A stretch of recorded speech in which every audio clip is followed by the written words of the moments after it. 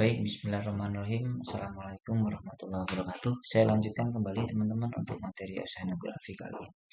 Kemarin kita sudah membahas tentang sabuk dunia, di mana sabuk dunia ini sangat dipengaruhi oleh perubahan arus, salinitas, suhu salah satunya, dan gaya Coriolis bumi yang menyebabkan perbedaan densitas. Nah, perbedaan densitas tadi yang menyebabkan pergerakan massa air dari daerah ekuator ke daerah dengan suhu yang lebih rendah seperti subtropis dan tropis. Nah, di kawasan-kawasan tadi ini tentu teman-teman melihat secara global pergerakan arus dari yang ekuator ke daerah letak geografis yang lebih tinggi. Nah, di Arlindo di Indonesia ini ada sendiri arus lintas Indonesia, di mana arus lintas ini bentuk mini dari pergerakan sabuk benua atau sabuk dunia yang besar. Nah, kita bahas dari pertama, posisi Indonesia spesial karena terletak di dua benua dan dua samudra, di samping posisinya di Katulistiwa.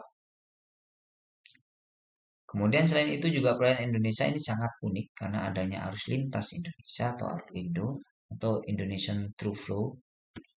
Nah, ini pergerakannya teman-teman. Jadi Arlindo ini dipergunakan untuk mendeteksi El Nino dan La Nina serta migrasi ikan. Ini sangat bermanfaat jika profesi sebagai nelayan. Nah, Arlindo ini dibagi menjadi tiga. Yang pertama ada permukaan, surface water, kemudian ada Pacific thermocline, kemudian ada Pacific yang lower thermocline.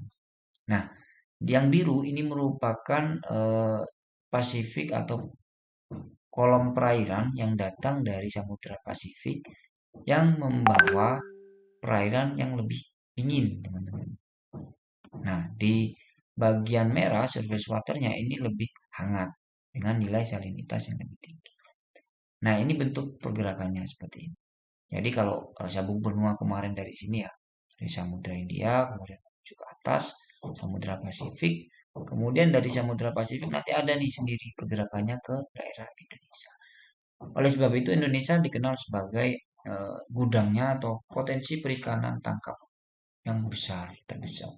Salah satunya karena adanya ini dan juga El Nino La Nina. Nah, seperti apa pengaruhnya nanti kita diskusikan. Bagaimana pengaruh El Nino La Nina terhadap pola migrasi ikan. Kita masuk ke Arlindo, suatu sistem di perairan Indonesia di mana terjadi lintasan arus yang membawa massa air dari Pasifik ke Laut Hindia. Massa air Pasifik tersebut terdiri atas massa air Pasifik Utara dan Pasifik Selatan. Terjadinya Arlindo terutama disebabkan oleh bertiupnya angin pasat tenggara bagian selat Pasifik dari wilayah Indonesia dekat Australia situ.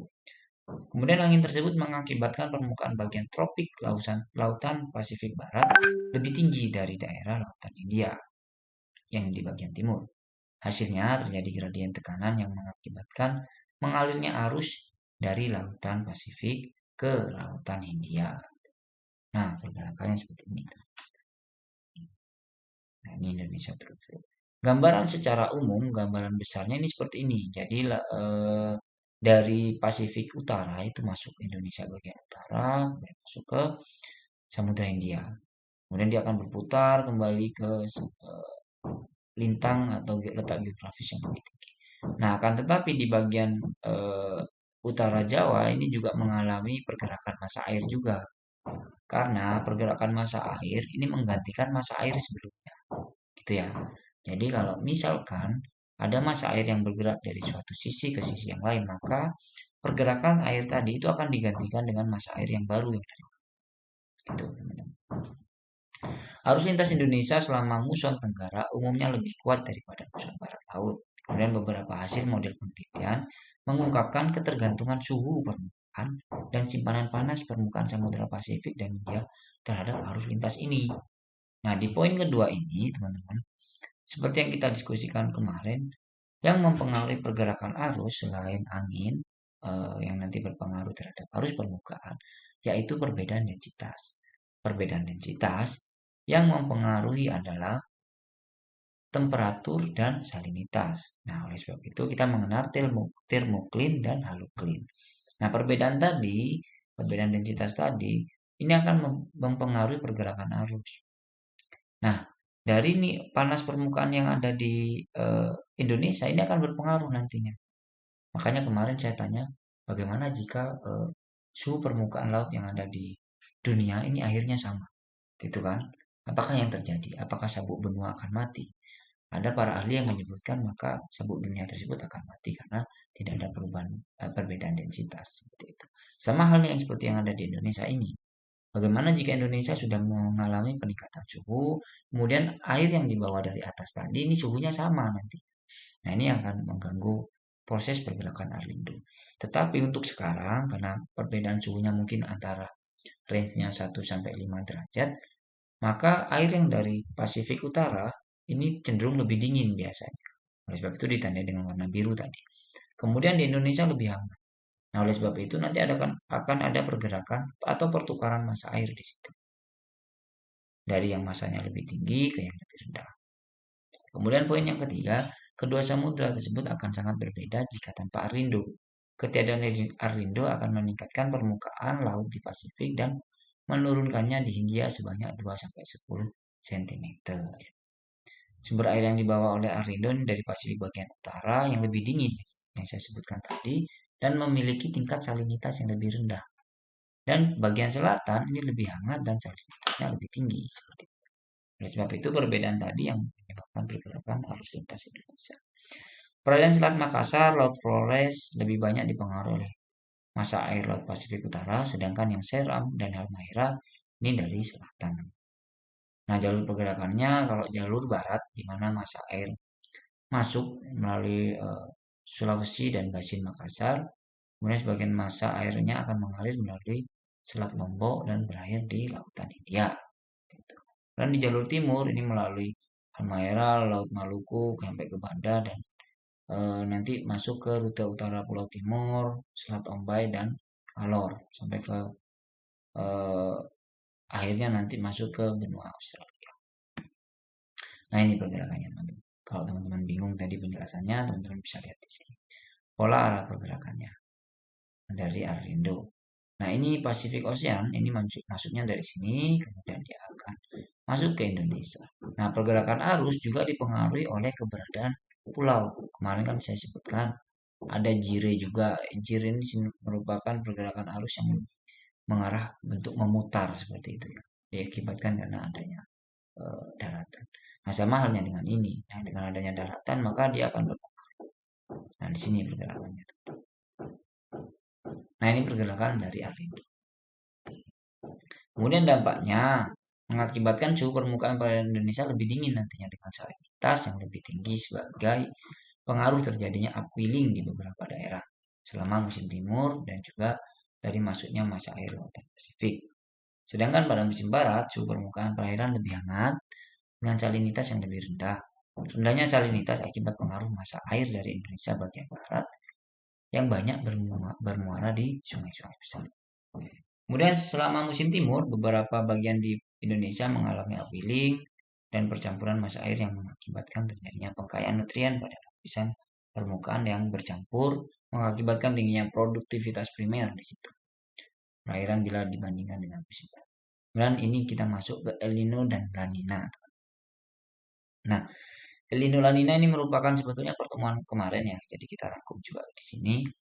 Alindo merupakan bagian penting dalam sirkulasi samudra dunia dan penghantar panas. Dalam kondisi normal, di perairan Pasifik di sebelah utara, Irian terdapat kolam air hangat yang disebabkan oleh penumpukan air yang terbawa oleh Khatulistiwa Selatan karena hembusan angin pasat. Nah, ini yang terjadi El Nino. Nah, dampak El Nino dan La Nina ini terhadap kehidupan di laut Nusantara belum banyak dikaji. Terdapat beberapa kenyataan yang menunjukkan terjadinya pemutihan koral atau coral bleaching yang dapat dikaitkan dengan El Nino. Nah, ini El Nino teman-teman. Penyimpangan atau anomali pada suhu permukaan Samudra Pasifik. Kalau penjelasan tadi bingung, teman-teman bisa lihat dari gambar ini. El Nino umumnya merupakan keadaan atau kondisi di mana perairan mempunyai suhu yang lebih tinggi di bagian Peru, bagian sini. Sebentar. Nah, bagian situ. Nah, perairan hangat tadi ini akan mengalami dorongan dengan adanya angin pasat. Gitu. Nah, kita masuk El Nino misalkan.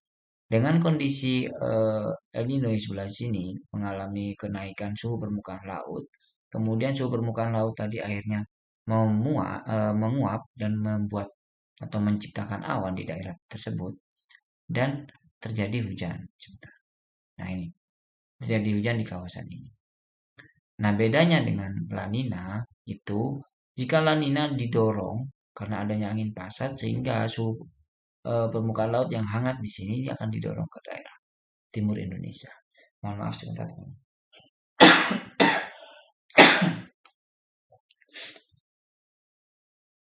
Saya lanjutkan. Nah, ini normalnya seperti ini. Jika ini El Nino maksud saya. Nah, angin dingin karena adanya angin tadi angin yang mendorong angin pasat yang mendorong dari daerah timur ke timur Indonesia ini akan digantikan oleh angin yang air yang lebih dingin dari dasar permukaan. Dampaknya di Indonesia mengalami hujan dan di sini mengalami kekeringan di beberapa wilayah. Nah, kebalikannya jika ini efek dari ini timbulnya kemarau panjang di beberapa wilayah Indonesia, kemudian badai besar di wilayah Pasifik, namun ikan yang berada di Samudra India ini akan masuk ke Indonesia. Ini keuntungannya dari El Nino.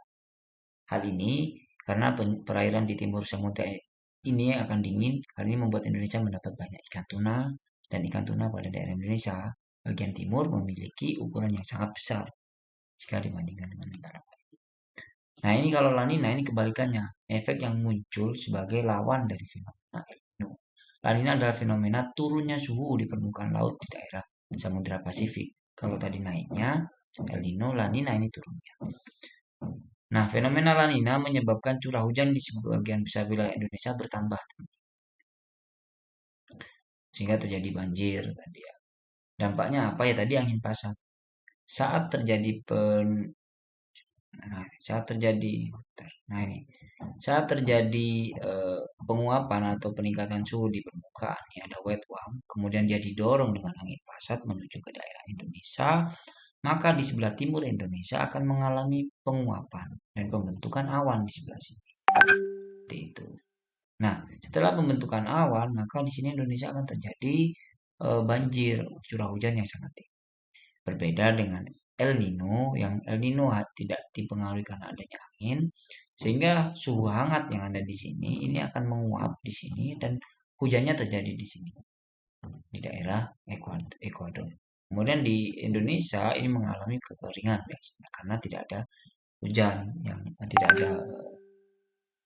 tidak ada hujan yang turun sehingga mengalami. Biasanya memang ada fase normal, teman-teman. Mana yang teman lihat ada fase normal, ada fase El Nino, ada fase La Nina. Kalau fase normal seperti yang kita alami sekarang. Jika El Nino itu mengalami kekeringan berkepanjangan, jika La Nina mengalami hujan yang curah hujan yang sangat tinggi. Seperti itu ya, teman-teman. Jadi ada fase normal dan mengarah ke El Nino dan mengarah ke La Nina. Semua tergantung pada kondisi perairan yang ada di wilayah timur Indonesia dan juga iklim dunia seperti itu. Nah, itu bedanya teman-teman. El Nino dan La Nina ada banyak seperti itu. Teman-teman bisa melihat kalau El Nino ini warmer water and heavier rainfall sehingga di sini terjadi hujan yang sangat besar. Kemudian La Nina di sini mana lebih dingin. Suhu hangatnya dia akan mengarah ke Indonesia. Seperti itu. Nah, suhu hangat tadi akan mengakibatkan evaporasi dan terjadi hujan. Sehingga di daerah sini ini terjadi kekeringan kebalikannya dari El Nino. Kalau El Nino di sini terjadi hujan, di sini kekeringan. Kalau La Nina di sini kekeringan, di sini hujan.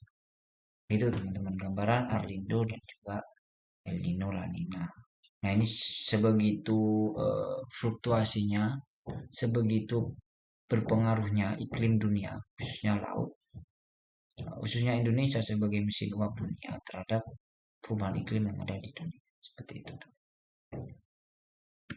Oke, mungkin itu yang bisa saya sampaikan. Seperti halnya klimatologi tadi, saya akan membuat forum diskusi untuk teman-teman di Elita. Akan saya catat sebagai keaktifan, gitu ya. Oke, saya akhiri. Kurang lebihnya saya mohon maaf. Assalamualaikum warahmatullahi wabarakatuh.